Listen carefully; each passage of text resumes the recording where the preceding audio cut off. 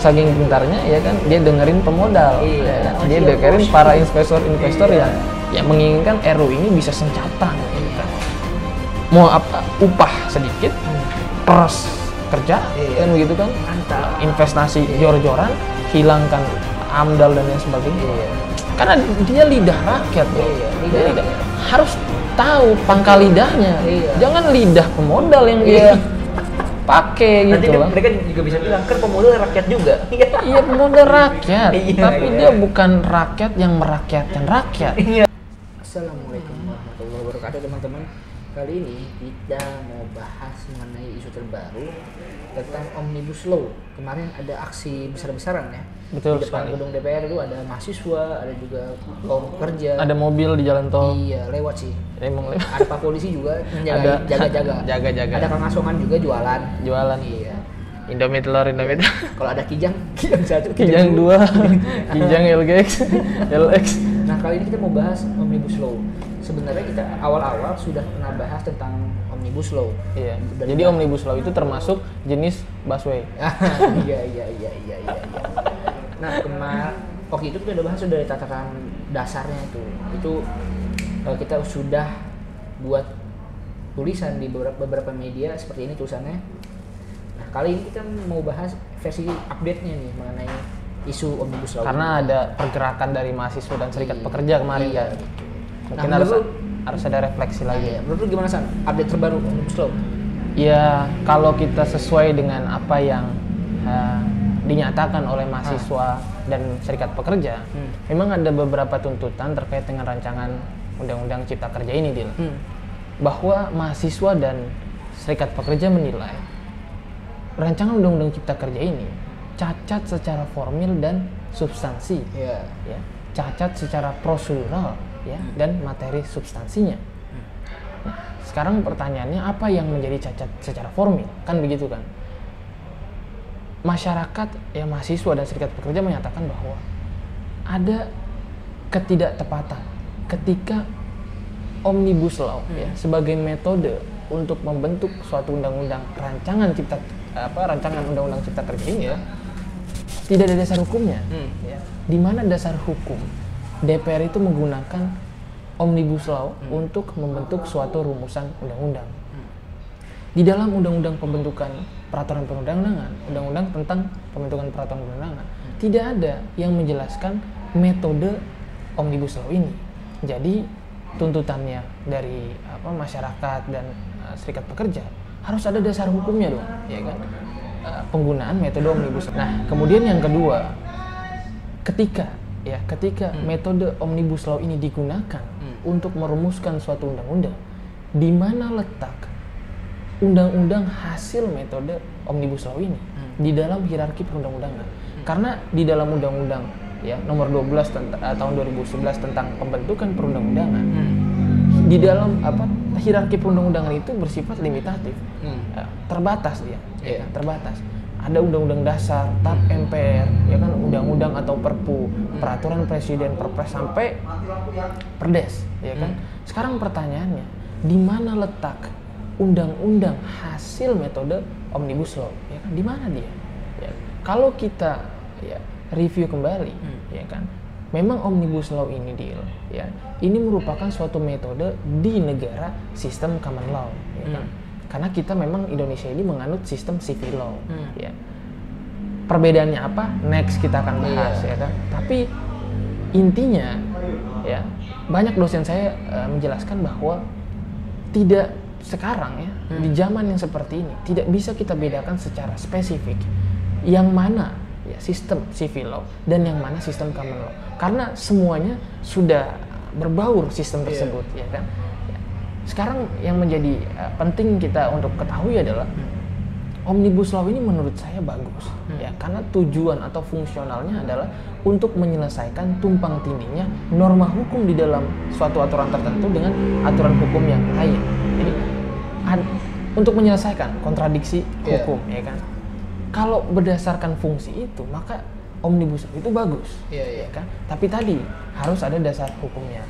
Nah, kemudian kembali kepada tadi, ya, cacat secara formil, ya, bagian kedua, di mana letak rancangan undang-undang cipta kerja ini. Iya. Apakah dia ditaruh selevel dengan undang-undang? Apa dia ditaruh di atas undang-undang?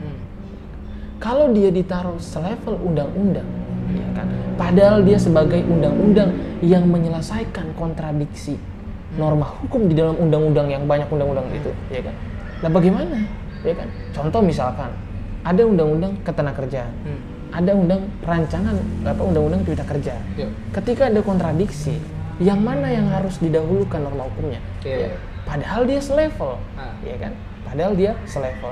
Ya, menurut saya harus ada ketentuan ya norma hukum bahwa undang-undang yang dihasilkan dengan menggunakan metode omnibus law harus diletakkan di atas undang-undang. Jadi jelas dapat diberlakukan tuh asas superior derogat legi inferior.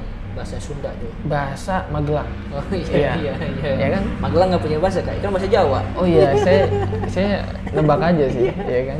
Ya kan artinya asas superior derogat legi inferior ini bisa diberlakukan, yaitu ya ketentuan yang lebih tinggi itu mengesampingkan ketentuan yang lebih rendah. Nah, rancangan maksud saya undang-undang hasil metode omnibus law pasti mengesampingkan undang-undang yang diselesaikan kontradiksi hukumnya. Kan begitu. Jadi itu lebih jelas. Nah, menurut saya ini juga harus dipertimbangkan oleh anggota dewan kita agar ya membuat suatu norma hukum di dalam undang-undang tentang pembentukan perundang-undangan tentang letak undang-undang dengan metode omnibus law ini. Ya, menurut saya harus diletakkan di atas undang-undang. Itu yang pertama, ya cacat secara formil. Kemudian secara substansi, secara substansi. Ya, menurut kita mau bahas nih. Penting ya itu, sangat penting ini. Jadi kan bahas riset dasarnya nih. Tapi kalau lihat dari bahas riset dasarnya sih udah agak masalah tuh ya. Nah, apakah dari substansi rancangan undang-undang itu lebih masalah lagi? Tapi begini Dil, di dalam hukum, dalam dunia hukum, cacat secara formil itu bahaya. Oh iya.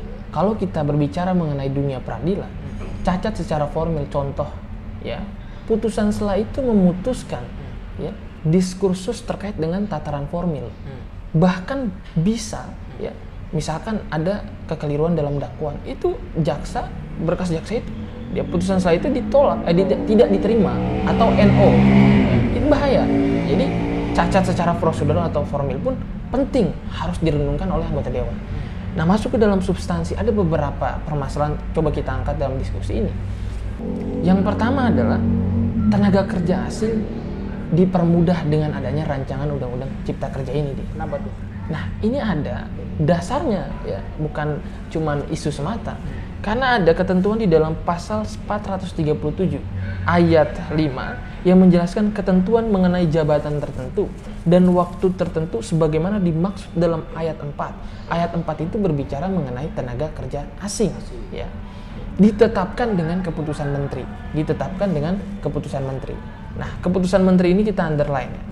Nah, saya jelaskan sedikit. Apa perbedaan peraturan dengan keputusan? Ya kan? Yeah. Peraturan itu berlaku kepada banyak pihak, ya, secara general, secara universal, ya, banyak orang. Ya. Tapi kalau keputusan, dia berlaku terhadap individu tertentu, baik dia badan hukum ataupun perorangan, ya, ataupun perorangan. Nah, menurut saya dapat dibenarkan juga ada potensi permainan hukum ketika didelegasikan adanya kementerian yang memutuskan, ya. Misalkan tenaga kerja asing, ya kan? Contoh tenaga kerja asing kita namakan A lah, tenaga kerja asing A. Ya datang ya ke Indonesia, ditetapkan dengan keputusan menteri. Suaranya gede nih nggak Pak? Begitu. Agak dekat. Kita adu suaranya. Iya. Jadi gimana tuh? Contohnya si A, tenaga asing. Contoh begini, ini kan sangat berpotensi adanya permainan hukum. Iya. Artinya ketika sifatnya itu berlaku secara individu, berarti nanti ada potensi tenaga kerja asing A itu berbeda jabatan dan waktu tertentu dengan tenaga kerja asing B. Jadi kita sulit juga melihat apakah ada permasalahan terkait dengan jabatan dan waktu tertentu bagi tenaga kerja asing. Karena kan berbeda-beda nih. Dan tenaga kerja asing itu banyak di Indonesia, banyak di Indonesia. Kan nggak mungkin kita tanya satu-satu, kalian berapa, kalian jabatannya apa, dan kalian waktunya berapa di Indonesia bekerja, kalian unskill atau skill, ya kan? Satu-satu harus kita tanya, dan itu kita harus gugat di PT UN, ya kan? Putusan, kan begitu. Nah kalau peraturan jelas, dia berlaku secara general, tenaga kerja asing tidak boleh, ya misalkan tidak boleh unskill, kan begitu. Itu jelas berlaku secara luas, ya kan. Dan ini menurut saya sangat berpotensi tenaga asing dipermudah. Kemudian yang kedua nih Dil, ya kan? Rancangan Undang-Undang Cipta Kerja ini menghilangkan eksistensi daripada otonomi daerah. Ya kan? Padahal otonomi daerah ini merupakan suatu semangat reformasi, karena kan pada saat 98 itu, ya kan, pemerintahan itu sangat terpusat, sentralisasi. Reformasi menginginkan adanya desentralisasi, mendelegasikan pemerintah daerah itu mempunyai kewenangan untuk mengelola, ya kan, pemerintahannya. Kenapa dia hilang eksistensinya dengan